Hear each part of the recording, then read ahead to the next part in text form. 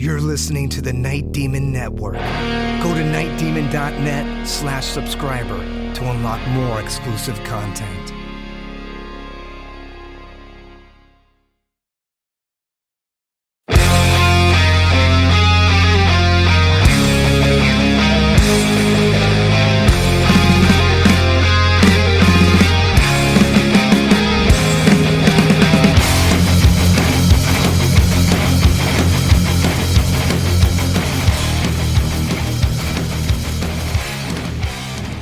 Hello and welcome to the Night Demon Heavy Metal Podcast. I'm your host Nesbit, and this week we pick it up with part 2 of our interview with Athenar from Midnight. Hope you guys enjoy.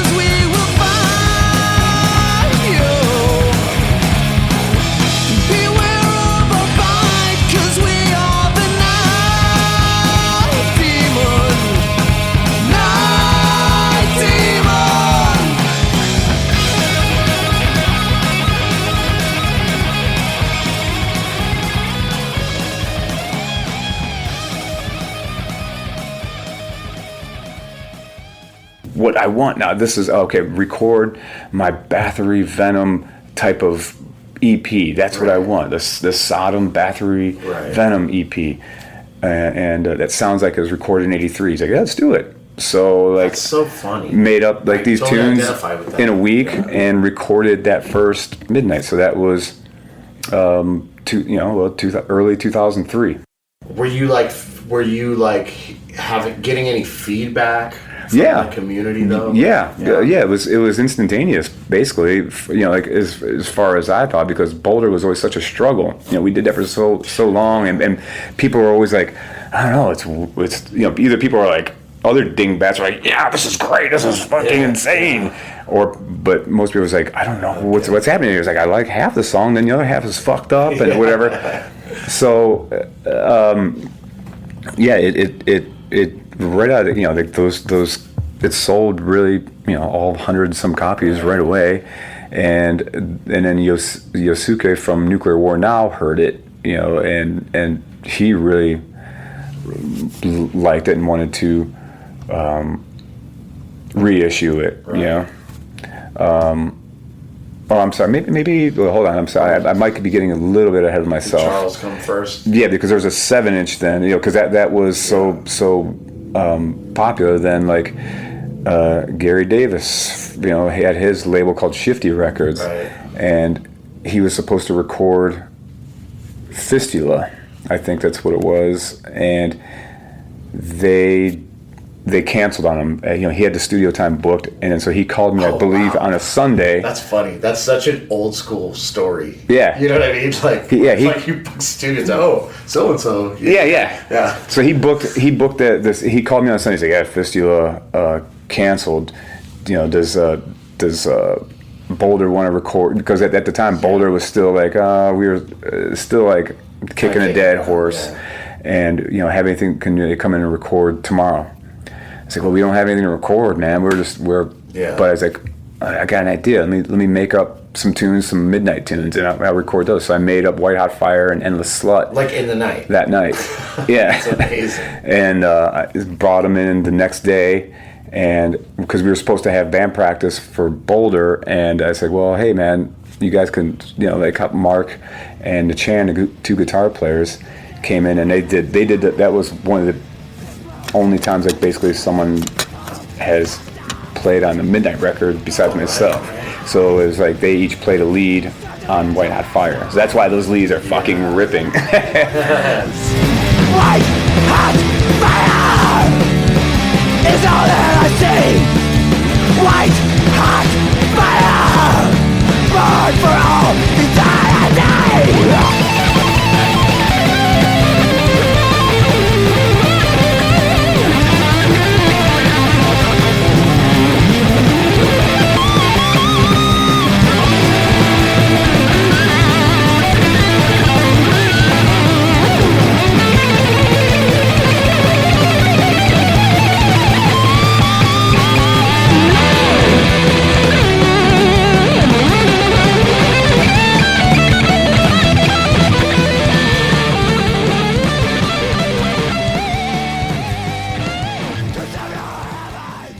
So after that was 2004. The next year, whatever, maybe it was summer of 2004. I don't know, whenever it was. And then so after that, that's when Yosuke like kind of heard all this stuff and wanted to reissue everything and put it on a double album. That's so and cool, then man. from then, man, it was just like, he's like, wow, that shit sold out. We're going to do another pressing and another pressing. So, so I think there was like maybe 3 presses of that double album. And then he just kind of like, he was more of a boutique label kind of too. He never really kept things totally in press. Right. And so. But there's a bunch of stuff there in the underground, and people are talking about it and buying it and enjoying it, and that's cool. I just had Trevor from Hauntin' here, and it's like we all have the same story. It's like these bands that we were doing forever and just really, really trying. And then he started Haunt, I started Night Demon, you do this Midnight thing, and it's all the same. I just want to make an EP. Mm-hmm. It's all the same thing. I just want to make an EP. I want to make a 7-inch that I'm totally inspired by this certain thing that I love, and I just want to do it. Yeah. And you do it, and then like immediately, it's like that is funny. Yeah, that was the same with that Night Demon one too. Yeah. Yeah. Immediately there's something about it. No pressure. Like it's pure, and people are like, dude, this is great. And you're going into it not thinking that. You're thinking that like nobody. Yeah. All inhibitions were down. Going to care about this. I want to have a recording of myself doing this. That's it. You know what I mean? Yeah. That's a good point. So when is the time that you put a band together? Well, when that record came out, so it was Halloween 2003. We played one show, and that was the thing. We just were okay. We're gonna play one show. Same thing we did. The record's coming out. We're gonna do one gig, and we did end up doing 2 gigs that night. But it was like one gig at Peabody's, not the flats one, the one that got leveled by CSU. So we played one gig there, and then went to the Fistula party in Medina County somewhere and played there, and that was it. And I was like, you know what? Okay, well maybe just to do so, because I was tired with the band stuff. I didn't want like the tour, the Boulder tour kind of soured me as far as being in bands. Like as far as being in a band. Being in a band, I was like, okay, that's not something I want to do. So, but maybe I can play this music and just kind of karaoke it, so I was like experimenting with it. You're wearing the masks to start. Yeah. So it's a faceless band. Yeah, definitely. Yeah, it started with the masks, and I kind of had the idea of it. I was like, okay, it wasn't really there, but I knew that I just didn't want to go up there in jeans and a t-shirt or whatever the hell. I'm just like, hey man, Trust me, it's hard. It's harder and harder these days to be yourself. Yeah, I was like, it was like, okay, well, this is by bands I like. Kiss has something. This, it's like, okay, absolutely. And so I was like, okay, this could be something cool to go with this style. That I would like. If I would see, I would like it. And so then I started doing like the karaoke thing here and there. Did the same thing. Would go out of town, go to New York, go to Canada, go to Indiana. What do you mean karaoke thing? Playing along to the record. I would just play guitar and sing. Basically play the album. Shit? Yeah. I never knew that. Really? I never knew that. Yeah. So you'd have like bass and drum tracks and you would just do that? Bass, drum, and rhythm guitar, and I would play like the other lead guitar and play the leads and sing the vocals. That's incredible. This next one's the opposite of me. It's called White Hot Sniff.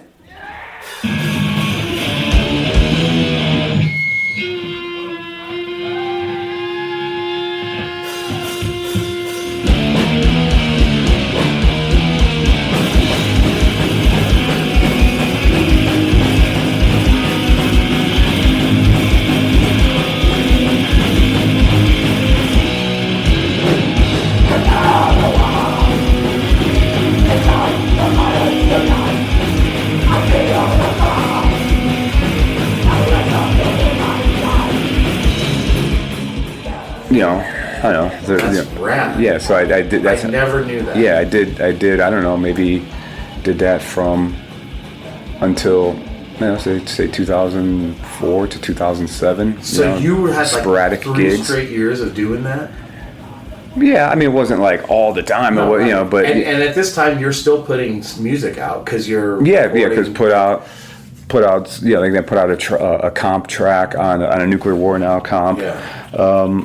You know, and then all that shit got put out on the record and CD and stuff. Yeah. So there was music coming out, but they're just little dog pisses, you know, like right. in So there. there's no full length record in sight. There's none of this. It's just No, never wanted to because so it's like when you have an idea, you write the song and you go record it and you try and find. Well, the thing about it too was because it was still, you know, and that's, you know, why you did the Night Demon thing, I'm sure, because it was, you know, like, yeah, I was just still inspired by that new wave of British heavy metal aesthetic of singles, comp tracks, you know, like, oh, that's a fucking crusher. You know, like the heavy metal heroes version. To you know. this day, compilations and 7-inches are like those are the only things I collect anymore in my life. Yeah, and that's why I wanted this to be the Midnight stuff, because I was like, by the time any of those type of bands put out an album, it usually fucking blew. Unless you were like Saxon or Girl School, like the bigger, but like those the small underground ones are like, okay, by the time they put out an album, it was like, that was your demo. You got signed to a major, tried to go commercial, and it was the worst. Yeah, it blew, or it was just like, okay, well, the energy was gone. Yeah. So it's like, okay, I'm not going to put out an album until Satanic Royalty came out. So that was.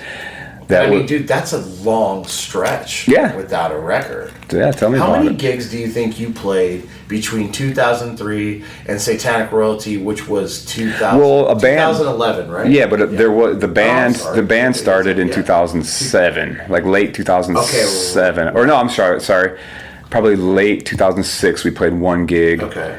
With Sean Philly and Zyger. Yeah. And you know, because they basically just came over to my house one day and just showed up, said, "Hey man, we know the songs. We're gonna make this a band." I was like, I don't know, man. I don't think it's. He's like, no, it's got to be a band. It's got to be a band. I was like, all right, let's try it. So they kind of like told me it was going to be a band, and so we played gigs. They're telling you this. Mm-hmm. Okay. Yeah. Again, I'm glad they did. Yeah. So played sporadic gigs, fly-ins to different countries and stuff, which was wild. Yeah, I mean, it's like, I mean, how does that happen? That's what I'm saying, man. It was just so weird. Do you have any social media presence at this time? Like, because I know, and no, it was. I had you know, it was. There was not you personally, but like I know, you know, all the socials are run by. I got an email in 2003. You know, so I got an email address, and you know, and that's when I got, you know, basically got. But no website, like. Well, there was a MySpace. MySpace? Yeah, Is that what it is?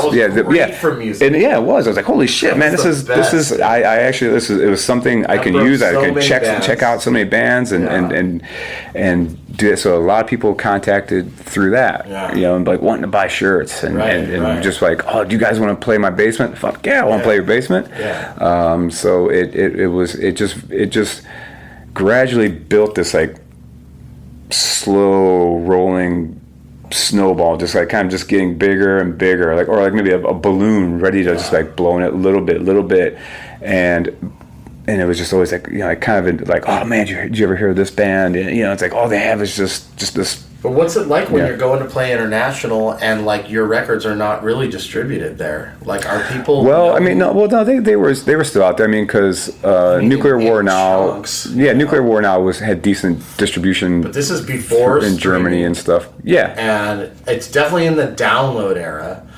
But you know, I don't think, you know, Midnight songs were on iTunes or anything. No, definitely not. No, it was just full, just as underground, you know, as you can get, just underground stuff, and it was slightly unique at the time because it wasn't just blasting, you know, it was like, whoa, this is like rock stuff. Yeah. There's like, you know, like, okay, this is stuff that I can understand and has choruses and song structure, and so it was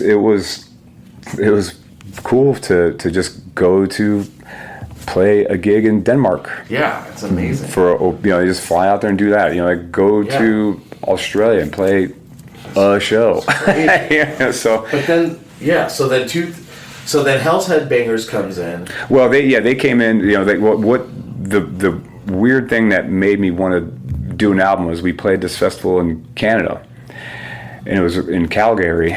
and it was really, really cool festival. And some guy who was probably just like some mover and shaker or whatever the hell, but he saw us, and he was like, holy shit, man, you guys blew me away. It was very energetic, blah, blah, blah, all this stuff. And he's like, here, let me, here's my number or whatever. I got a studio here. I want to record you. Let's make an album. I have this, he gave a whole song and dance about like, I was like, okay, yeah, okay. But I wonder who this person is now, if they ever hear this. So it's like, and he's like, so I talked to him. He's like, yeah, well, I was like, I don't want to make an album. I was like, and I explained to him my theory of, albums suck. He's like, but no, we'll get you in here. We'll make an album, and it's I'm going to produce it. I'm going to put it out. We'll. Yeah, he wasn't thinking, he didn't know like underground stuff. He just thought like, whoa, this is something new and unique, and I can probably make a buck off of it. Kind of weird, which is again like an old school mentality thing, And that was in 2010, so it really wasn't that long ago, or 2009 or whatever it was. I don't know, 2010. Because then I was like, you know what? Right after I hung up with him, I was like, man, what the fuck? Let me see this. Okay, it's a challenge. So I was like, let me make an album. So I made up all those tunes that week. Made up Satanic Royalty. One tune a day. I would just like kind of go in and make up. That is insane to me. And then see what would happen.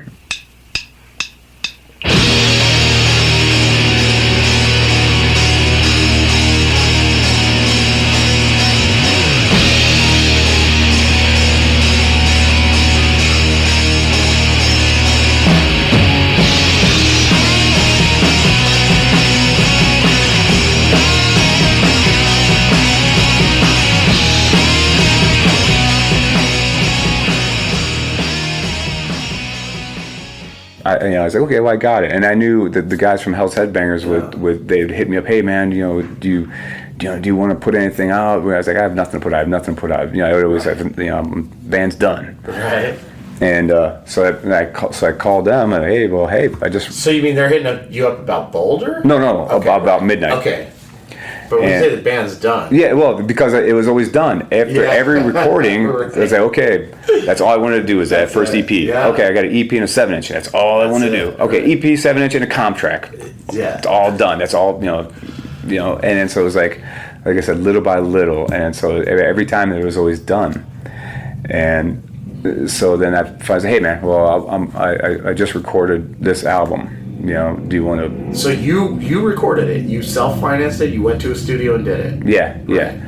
And Dave Johnson's studio, and so then they listened to it, And I remember the listening party was me, Chase, and Dawn of the Dead from Nunslaughter at Don's house, and played it. And those guys, Don liked the band already, and Chase obviously, liked it. And I remember sitting there and then played it, and it was like one of those like almost Lars Ulrich's dad listening to the Saint Anger. Yeah, just like delete that. Yeah, like yeah. So after it was like and I think it was Don. He's like, it's a bit clean, huh? It's a bit clean. And Chase is like, yeah, it's not. It's a bit different. It's not like, it doesn't sound like the EP, or it doesn't sound like White Hot Fire, that like the real raw kind of sound. Didn't sound like Turn Up the Hell.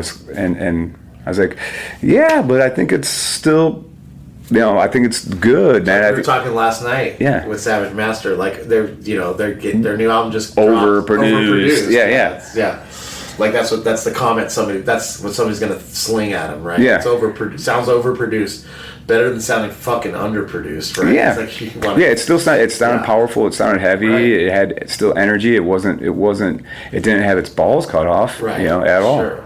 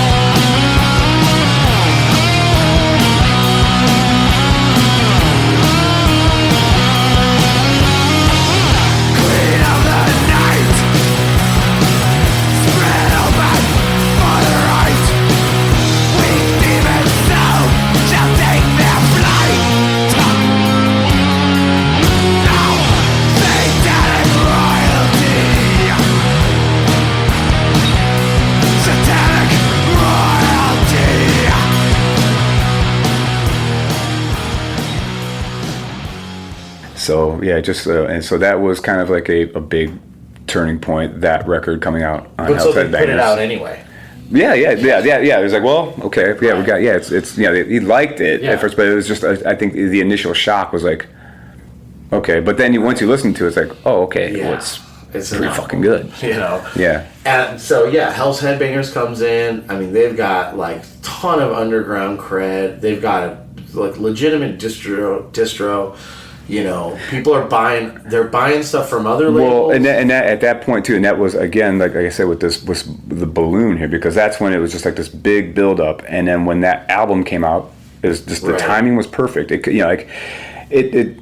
I say this, it could have been anything. If it could have been different songs, but though, you know, if it put out No Mercy for Mayhem at that point, rather than, you know, it was just the timing. People were ready for something, because when that album came out, I remember we played a festival in Texas, and it was like everybody already knew the songs. Like the album had just come out, like within like 2 weeks, and there's still people like, when you play those songs, they knew the choruses and stuff. I was like, whoa, something's fucked up here, man. There was like a long line to buy T-shirts, and like everybody, it was immediate again. But I think, especially with that album and the next one, much of the songs, they had that Saxon thing where like, here's the title, and you're gonna hear that in the chorus. You know what I mean? Like machine gun, gun. You know, it's like denim and leather. You know, it's like here's the title.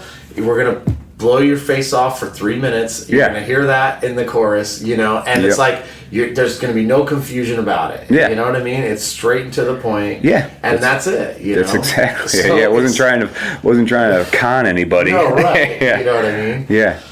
And you know, that's something to be respected, you know. But so it's like you put out this record. I mean, even to this day, it's coming up on 15 years, and it's like it's still very revered, you know. And then the next record comes out not too long after. 2014. And like it's a fucking great album, you know. I still think there's a lot of deep cuts on there. Like there's a lot of deep cuts on there that aren't like live staples, but that you could pull out at any point. That like man, this is a great fucking song. I think so too. I remember a lot of people even saying that, like people. You know, like, wow, man, I didn't think you could be able to top that Satanic Royalty, but this one's even better.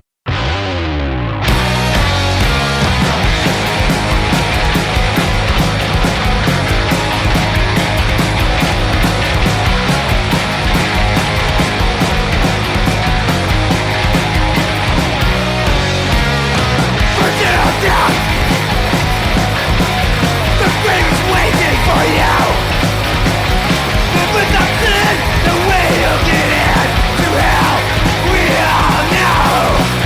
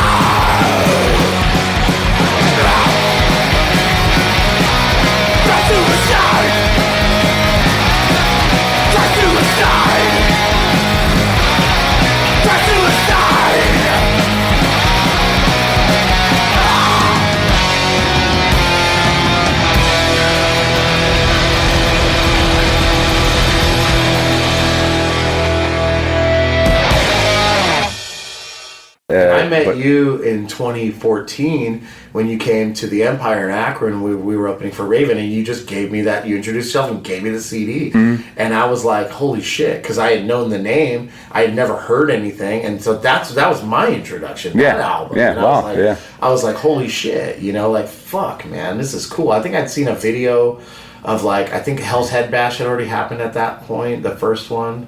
I think. Or maybe right around that time. Yeah, probably right around that time. And I was like, so I knew the vibe of the band, but then I really listened to it, and I'm like, man, this is way more like metal than I thought. Like good, like Motorhead, Venom kind of vibe. Yeah. But like, I like it. Like I personally like the songs better than both those bands. I mean, I know how much you love those bands, but I identified more with Midnight than either of those bands, to be honest. Yeah, like songwriting wise, yeah. It's like, hell yeah, dude. That's some cool shit. But yeah, so you do that record, and then it's like, man, you're making more records, And then Sweet Death, which was like, that cover art was just great. It was over the top, and it was like this thing was like just over the top shit. I loved it though. Yeah. And like that record really that was the one that got me, man. Like, I still feel like that is an album that something's gonna happen with that record at some. I don't know. I feel like I feel like that record doesn't get enough credit.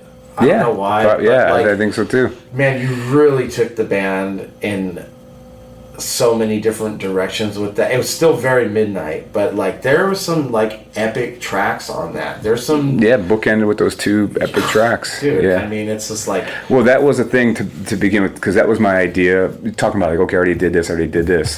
I had those two songs, Crushed by Demons and Before My Time in Hell, and I wanted it to be this Manowar-ish, just a 2-song 12-inch, because I wanted to put that 12-inch on and have it be like loud as fuck, like that, have that 45 RPM, 2-song 12-inch. So that's why I wanted it to be just like two epic fucking bashers.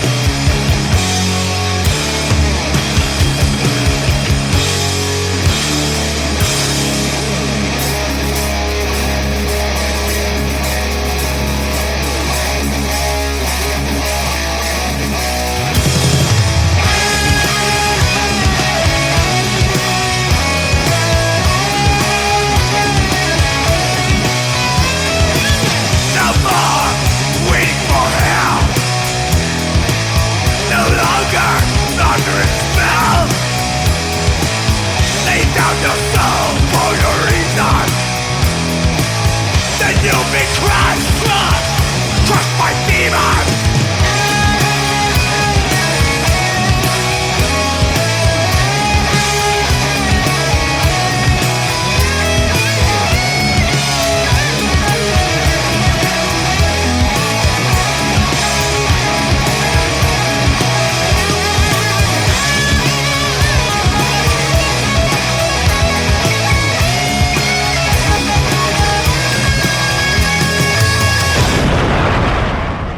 But then, so I made those first, and then, but still just kept making other tunes before I got to record those. Right. And I was like, well, you know, what if I just bookend it with the, you know, was, like, so it was, I think that was the right thing to do. To be Yeah, honest, yeah. You know, I mean, you've got... because those tunes would have probably got lost in the shuffle had I just done the 2-song 12-inch, you know. Some of my biggest regrets, looking back, are like, oh, we did all these singles during the pandemic. People loved it, and I love singles. Then it became a compilation. But now I'm like, man, that should have just been side A of the next record.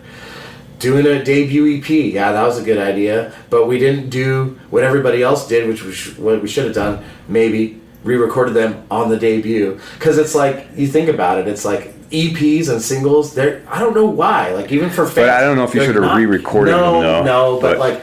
It's still some of our best shit, you know. Because it's energetic as fuck. But what I'm saying is, EPs and singles, they seem to get lost in this weird. They're not like officially recorded as part of your discography, and I disagree with it. I'm like, man, that is such a big part of the discography. Just because there's not twice as many songs.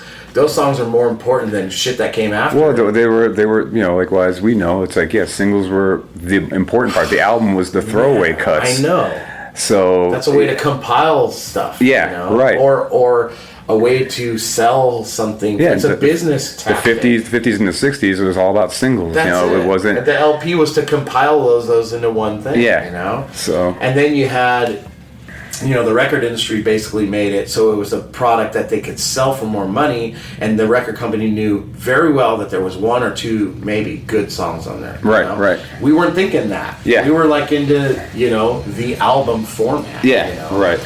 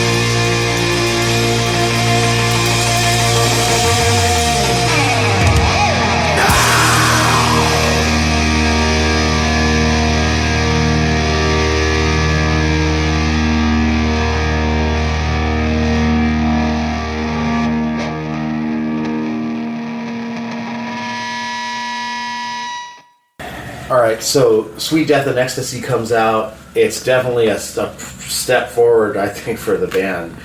I kind of feel like No Mercy was a bit of a continuation of Satanic Royalty, although I do think that there were some better songs on it altogether. I think so. I really do. I think so too. I really do. I really do. That's why I say it was just all about timing with that Satanic Royalty. Yeah. People like say, "Oh, Satanic Royalty is so this," but I was like, well, had No Mercy for Me, it would have. I think it would have had the same impact. It was just all timing about that build up, Yeah. and then having an album on Hellside Bangers, who's good timing for them too. That was like, because they definitely weren't at where they're at now as far as their reach. And I think it would have had a bigger impact. Yeah, it could have. I really do. The sequence of that album, the way that the songs are sequenced, and that intro. Yeah, the intro is creepy. It's so like, it's like eerily inviting. Yeah. It's like giving into temptation almost. Do you know what I mean? Like all the carnal desires, the taboo. No, really. It's an amazing intro. Oh, cool. It's amazing. I'll take it's that so as a compliment. simple. Thank you. It's so simple, but it's so like, just like the Night of the Demon intro, or like the Rise. Like there's something about it. It's very. And I'm a big Sam Hain fan. I love that era of Danzig, and like a lot of this stuff is reminding me of that. Like, cool. Just like DIY studio experimentation. Do you know what I mean? Yeah. That making your own sounds. Yeah. Making your own sounds, not anything you've ever really heard. You know.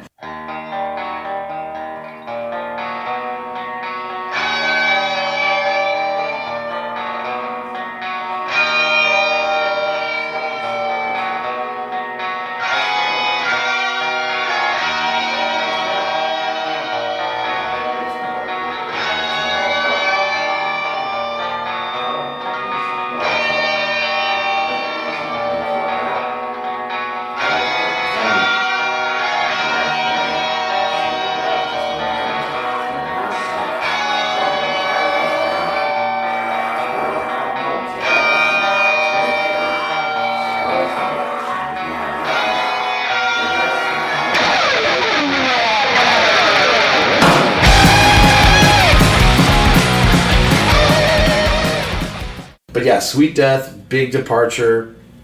So you guys are starting to do some touring, and not heavily at all. But you're doing around that shows. time, it was an odd thing because that album came out in 2017, maybe October 2017, I think, and we played our last show in Europe in 2015. So we didn't do whatever, like personal stuff happened. So I didn't really want to do gigs as much. I didn't want to leave the house, let alone leave the country, and so we didn't really do much from after 2015. Didn't do shit in 2016. 2017 rolls around. I was like, okay, I gotta make a change. I gotta do something, And that was when I again took another major step. In March 2017, we went on our first tour. Yeah, the Decibel tour. With Obituary. Yeah. And Creator. And so for me, it's like, fuck, okay, well, those are both bands that I've liked since I was a kid. And I got to do something. That's cool. Okay, this is great. We'll see what happens. I need some sort of kick in the ass right now. And it worked. It was good. And I was like, wow. After doing that tour, I was like, wow, I'm still alive. I have all my fingers and toes. I okay, this is doable. You know. I mean, I remember it was the summer of 2016. We were playing in Columbus with Carcass, Crowbar, and Ghoul, and Bill Peters came to the show, and we were talking outside, and he's like, Midnight, they got a pretty big tour. And I was like, they're gonna tour? He was like, who? He's like, Creator. And I was like, no fucking way. Yeah. I'm like, this is gonna be fucking awesome, man. And you get on the cover of the magazine, and with all the other guys from the band, from the bands, and it's like, wow, this is kind of like, to actually do a tour, like, this is a pretty big deal. It's huge. And it's funny because you think like, oh, this is a big tour right out of the gates, but is it really out of the gates when you've been a band for 12 years? Yeah, that's what I'm saying. That's the story of my life, man. Like, a lot of this stuff is, it takes me, again, besides other stuff, but it just takes me, I'm like, the thing with my job, a lot of shit is like, I'll get there. Yeah. It might take years. Yeah. It might take somebody to kick me ass. It might take somebody to smack me and say, hey, man, Well, in all do it. fairness, like, you know, we had a conversation about it before I came on board, but it wasn't like, I was never like pushing you, like, you got to do this. No. It was more like you felt you were ready to at least try something. Yeah. And we took it step by step. Yeah, you know? yeah. But yeah, so at that point, you know, you signed with Metal Blade. Yeah. You know? Well, then, you know, like didn't go to start, you know, like, and then the Europe again was in 2019. Right. So there was this big gap of kind of really not doing too much. You know, Yeah. like even in 18, there was a little bit, but it Yeah. wasn't like to the point. Right. But 19 was like, okay, 80 shows or whatever it was, 75 shows, Yeah. and that was, for us, it's Yeah. a fucking lot. And like, so you sign with Metal Blade, Rebirth by Blasphemy comes out.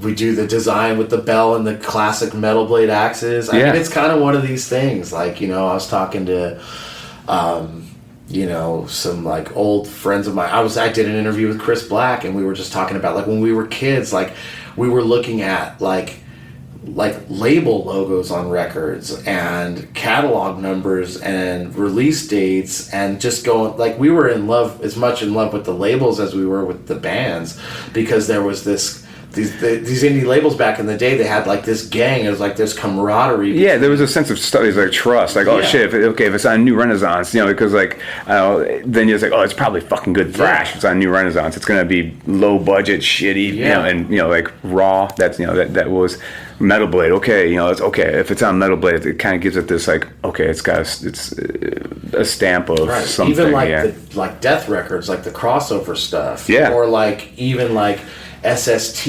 I even like I just like discovering Vitus and stuff. Like not expecting a band like that. Yeah. Or like Saccharine Trust. It's totally like it's like jazz. Yeah. You know, like what? But you knew they could be trusted. Like something cool was going to. Yeah, happen. there's some quality control Right, there. You know. But yeah, I mean, now that was a pretty big step for the band, you know. Definitely. And then you're going out with Obituary, And like you're again. saying, it wasn't like 2 years into it. It was like no. 17 No. years into it. But you could also feel that, like, just the signing and the announcement and the lead up to that album was like, pff, there's this whole other world now. Yeah, that's it like- was. That's going, oh, this is cool. And then all the existing fans, which there've been quite a lot by that point, are like, they're cool with it. They're like, fuck, finally, okay, cool. Yeah, they were happy. Like, It wasn't like so all. It was like, yeah. fuck, bro, that's cool. You know, Now like, I can you know, buy this record. Yeah, You know yeah, what I mean? yeah. Now I know I can get it. It's yeah, gonna and it was, you know, done like on our terms. You know, Right. it's for, you know, it's like, okay, no, we want that Axe logo. We want the, if it's Yeah. Metal Blade, we want it to be. It's like the Metal Blade. You know, you hate to sound like selfish, but the Metal Blade that we knew as kids, and those Metal Blade albums. You we know, put it's that like, in the contract. Yeah, yeah. We don't want the pirate logo. Yeah. You know what I mean? Right. Yeah. And so I think it worked well both ways. You know, like, yeah, you know, just. And they didn't fuck with us. You No. know what I mean? Like, Yeah. like they're just like, yeah, we know what we're signing.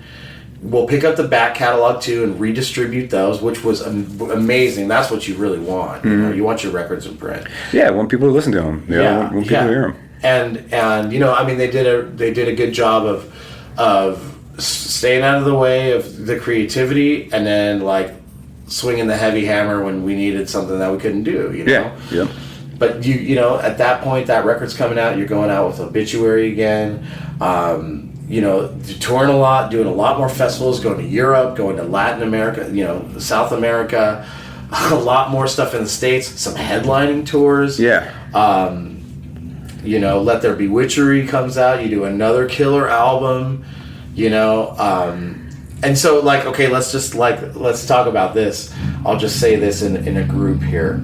So from 2003 to basically 2017, let's say, or 2018, like late 2018 is when you signed to Metal Blade, but like Creator, Obituary, Merciful Fate, Danzig, Mayhem. And not all the that's not even counting like all the kick-ass bands like at festivals. Oh my God! I mean, know? that's beyond. Yeah, yeah, right. yeah. And you're meeting these guys too, right? But like, just think about that for a second, right? Those bands, right? Like, you are being asked, like, invited to go do this stuff. Discharge. Yeah, you know? Discharge. Yeah, that's what I'm saying. It's like these. It's Venom. Yeah, Venom. That's what I said. Who doesn't tour? Did a tour, and you were on it. Yeah. You know what I mean? Yeah. And it's so like it's almost like life was too good, and I just had. Yeah. Do you feel like it? Do you feel not worthy? Do you ever feel like imposter syndrome? I don't feel imposter syndrome at all, you know. But I feel like I do feel like that's just, you know, like those are the dudes, you know, Merciful Fate and fucking and Venom is like, you know, those. I was like, I don't think I'm don't feel the thing of imposter as much as like.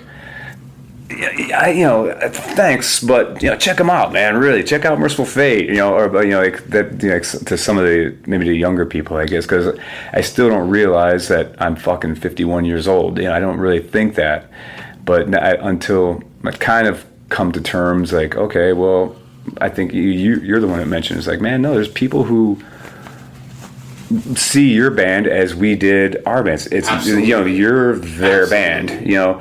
Venom is their dad's band. Absolutely. It's like Midnight is their band. And it's a perfect point, because to think in that way, it's like, okay, well, I'll accept that. I'll take that as a compliment. You should, because you've created unintentionally like a cult.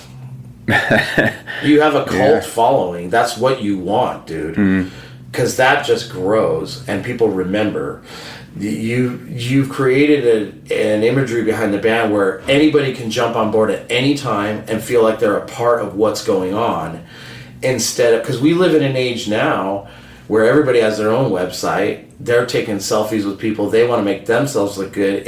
We don't live in an age anymore where people idolize a normal guy or like somebody's face or their life. They don't want that. They want to, if they admire somebody, they want to silently admit it and then try and emulate it themselves to become on their level. Right? Yeah. Where it's like, we're just freaking music fans. I mean, we're going to a festival tonight to, like, we use our thing. I still feel like this in a way. Sometimes we use our bands as a delivery system for us to travel the world and see the bands we want to see. You know what I mean? Because it's like, do I really want to go to Argentina to play a festival in the summer, like, where I might not even make that much money? Like, not really, but who's on it? Yeah. And I get to maybe even like say hi to this guy in the hallway, or be behind the stage and see how the sausage is made. I'm going, dude. Yeah. Or you can just sit at home. Yeah, like, right. It's like, of course. No, of course you want to go play, yeah. but like sometimes when we're doing stuff at the clip that we're doing it at, like you just you need something extra to have the appeal to go to do it. Where you're excited to go do it. So, okay, but as we sit now, I mean, there's a whole plan. You're constantly writing music. You're recording stuff so far in advance, and it's good that you have the discipline to be like, hey, look, I'm going to space out these releases. I'm not just going to throw it all out there like some bands do. You know? They'll be like, oh, I just recorded 3 albums, here they are. And it's like, well, okay, nobody has time to digest that. Right. But so, as we sit here in 2025, you've had some time off of the road, which is nice. I mean, and the last 2 years we've done this, where it's like 6 to 7 months of like, hey, let's take a minute, recharge the batteries. You've got a new album coming out, which is a very special record. Yep. Right? Steel, Rust, and Disgust. Yep. And there's 2 new tracks on there. Cleveland Metal, which is like a shout out to the place that you come from. Yep. And you've also got these covers. I mean, it's essentially a covers album with 2 new tracks. I don't even like calling it a covers album. I like calling it a compilation. Yeah. Well, it's weird. It's influenced by the Metallica thing slightly, because they're not like I'm just like not grabbing just tunes I like out of the hat and just wanting to play those. Right. It's like it's very specific, and they're very songs that maybe not a lot of people have heard, or like really like, they're just doing a classic fucking Creator song or whatever. It's like, it's very like. Or off the wall covers like you never expect, like Oh yeah, doing an Elton John or something or whatever. I'm not sure. I'm gonna metalize a Jack Wagner song. Right. But it's like I said, it's personal. All that's been personal. Every single fucking song I've made it's very personal. So this one, even though it's covers may seem sometimes throwaway songs or throwaway kind of like releases in a way. Right. This one is still, it's very personal, because these are songs like Sinistrike, like False Hope, these bands that put me here now, and it's like a thank you to those guys. Does it even matter that they're covers? Like I kind of almost feel like we're doing this interview here on the Night Demon podcast, but I'm almost kind of wondering, we haven't really gone into the full marketing of this album, and it's like, does it even need to be said on a headline or on a byline? I think on a byline is where you state that, not on the headline. Yeah, I mean, do you know what I mean? Yeah, that's a good point. Because it's like the expectation of a covers album, and again, it's a compilation. There's 2 original tracks on there. Yeah, and those are the focus tracks, right? Yeah, like, when you think about it, and it's like, yeah, you don't.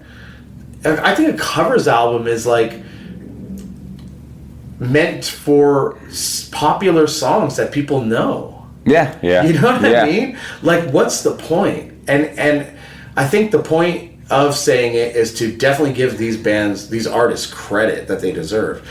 However, like, I don't want any misconceptions about what this is. There's no way. It's Midnight, like, to the bone. You know what I mean? Yeah. I know no other way. So it's got to be like that.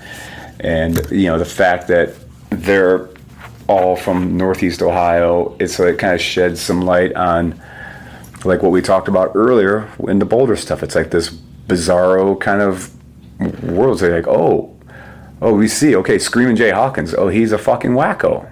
He's from Cleveland. Oh, okay. Well, that explains a lot. Right. These people that it's there's something fucked up about it. So. Yeah. And if you think about it, like, there's how many people have outside writers?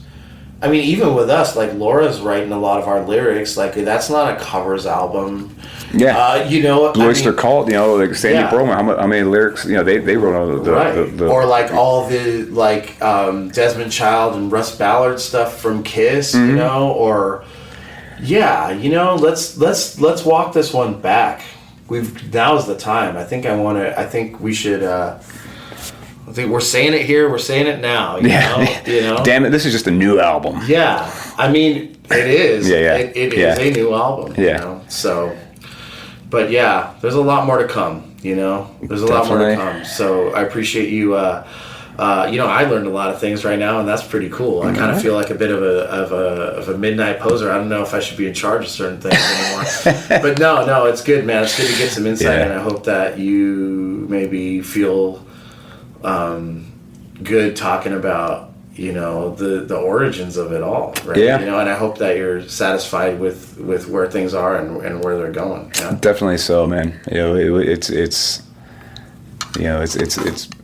kind of cheesy to say, but fuck, man, it's when you just sit and think about things that are happening and things that you do. It's like, man, life's pretty cool. Life's all right. And you just wish the best for other people. Yeah. You hope their life's great. Yeah. So. When you're living your true calling, it's so much easier to root for other people. Yeah. Oh yeah. Fuck yeah, man. Yeah. Well, right on, man. Thanks. No problem. Thank you.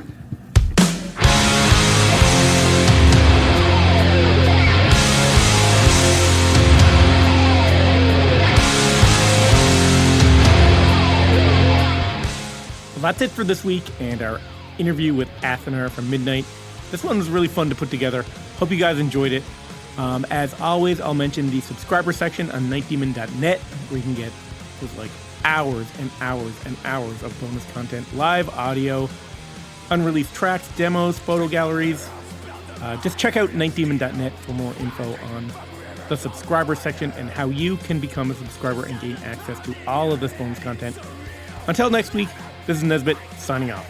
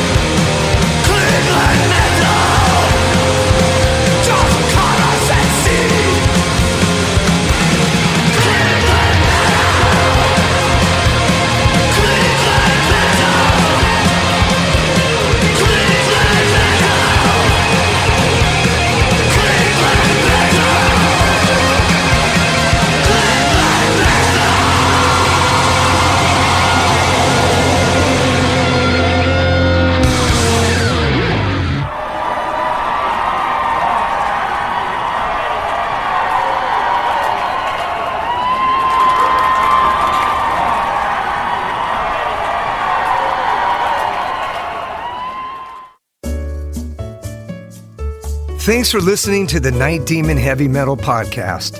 Head over to nightdemon.net, click on the subscriber tab, and sign up to access exclusive weekly bonus content.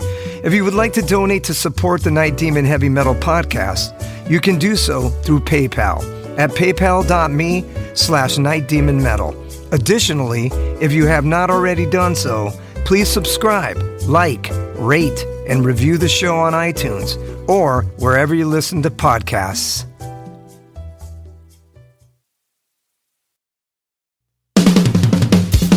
All hail, Night Demon Heavy Metal Podcast listeners. This is Dusty Squires chiming in to tell you about my brand new signature sticks from the London Drumstick Company.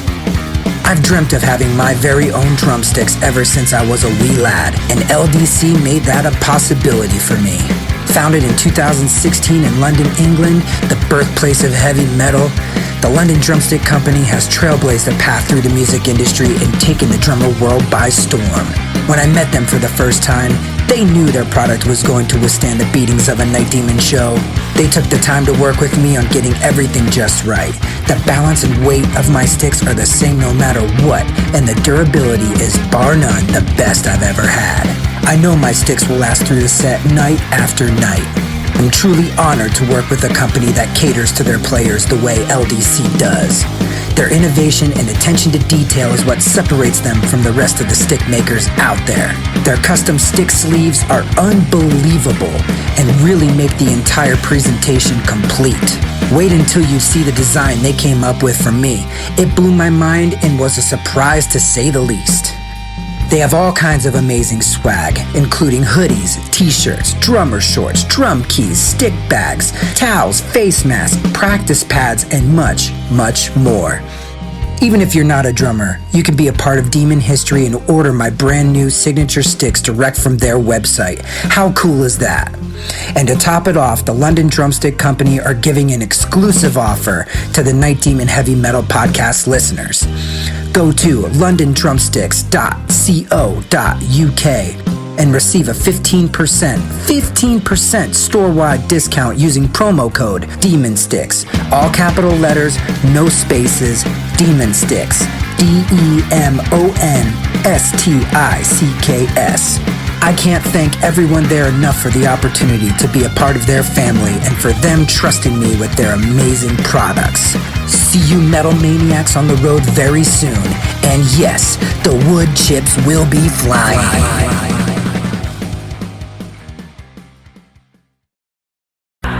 Greetings, boils and ghouls. This is your comrade, the Crypt Keeper here, reporting dead from the sanctuary of the strange.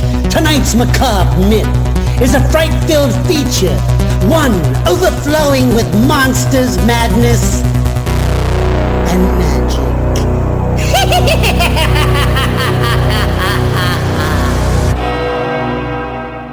Visit our website at monstersmadnessandmagic.com to stay up to date on all the dark dealings within the sanctuary of the strange. Enjoy the show. Hey Metalheads, I'm Mark and I host the Metal Forge. Let me tell you about the show. The Metal Forge features the best underground metal from all over the world. We spend every week with a different artist with interviews, in-depth conversations, and most of all, the music. We also feature audience interactivity where you can submit your questions to the upcoming guests. New episodes are out every Friday at noon Eastern Time at metalforgeradio.com or wherever you listen to your podcasts.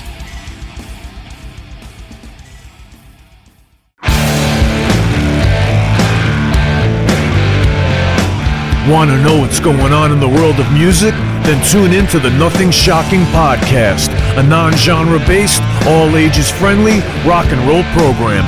Join us weekly for interviews with all your favorite rock stars from the mainstream to the underground. You can find us at nothingshocking.libsyn.com or anywhere you download podcasts.